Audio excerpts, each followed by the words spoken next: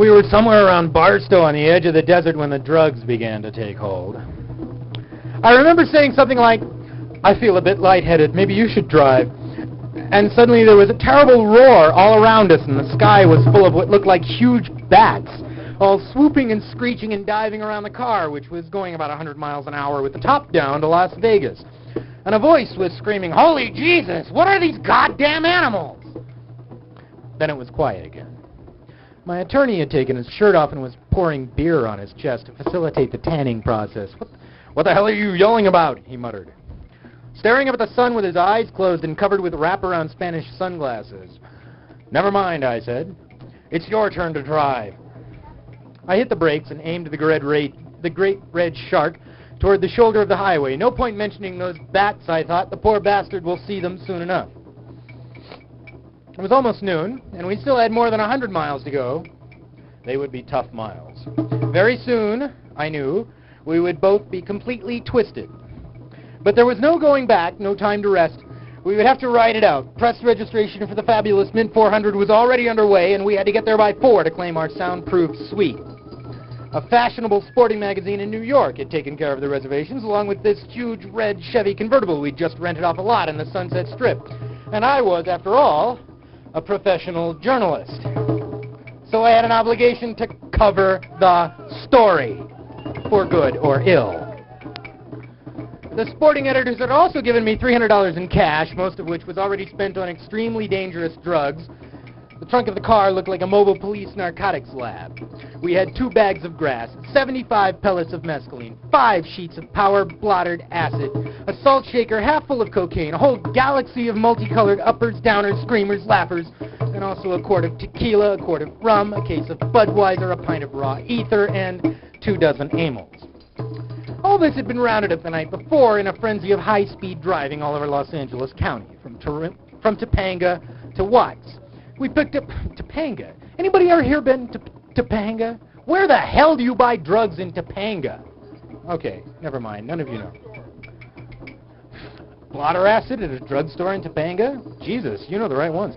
All this had been rounded up the night before in a frenzy of high-speed driving. Not that we needed all that for the trip, but once you get locked into a serious drug collection, the tendency is to push it as far as you can. The only thing that really worried me was the ether. There is nothing in the world more helpless and irresponsible and depraved than a man in the depths of an ether binge. And I knew he'd get into that rotten stuff pretty soon, probably at the next gas station. We had sampled almost everything else, and now, yes, it was time for a long snort of ether. And then do the next 100 miles in a horrible, slobbering, sort of spastic stupor. The only way to keep alert on ether is to do up a lot of amyls. Not all at once, but steadily, just enough to maintain the focus at 90 miles an hour through Barstow. "Man, this is the way to travel," said my attorney. He leaned over to turn the volume up on the radio, humming along with the rhythm section and kind of moaning the words. "One toke over the line, sweet Jesus. One toke over..." One toke? You poor fool. Wait till you see those goddamn bats. I could barely hear the radio, slumped over on the far side of the seat, grappling with a tape recorder turned all the way up on Sympathy for the Devil. That was the only tape we had. So we played it constantly, over and over, as a kind of demented counterpoint to the radio. And also to maintain our rhythm on the road. A constant speed is good for gas mileage, and for some reason, that seemed important at the time. Indeed, on a trip like this, one must be careful about gas consumption.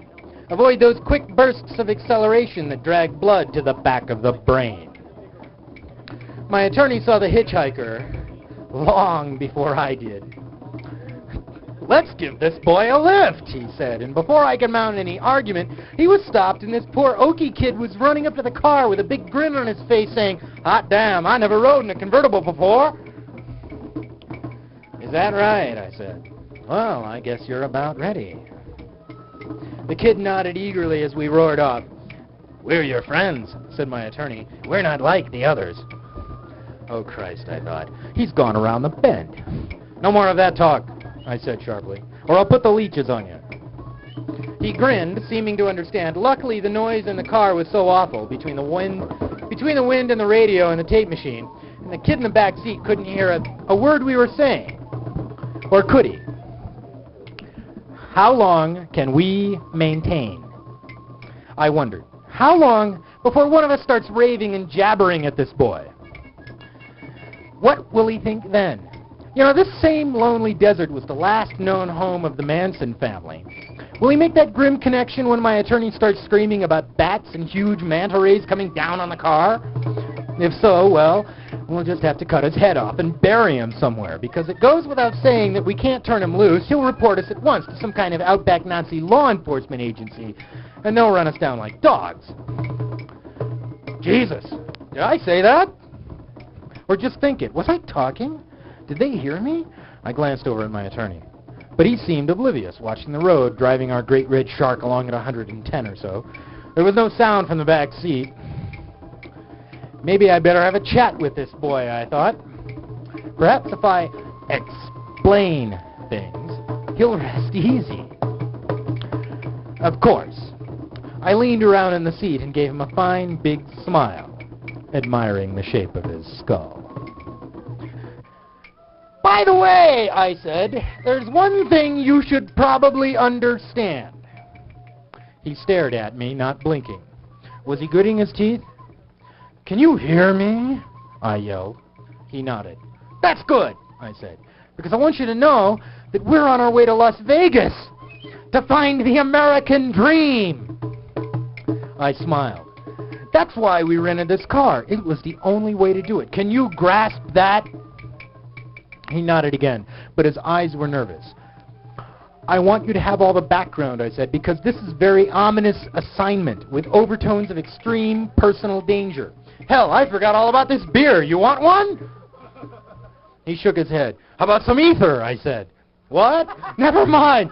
Let's get right to the heart of this thing. You see, about 24 hours ago, we were sitting in the Polo Lounge of the Beverly Hills Hotel, in the patio section, of course, and we were just sitting there under a palm tree when this uniformed dwarf came up to me with a pink telephone and said, "This must be the call you've been waiting for all this time, sir." I laughed and ripped open a beer can that foamed all over the back seat while I kept talking. And you know, he was right. I'd been expecting that call. I didn't know who it would come from. Do you follow me?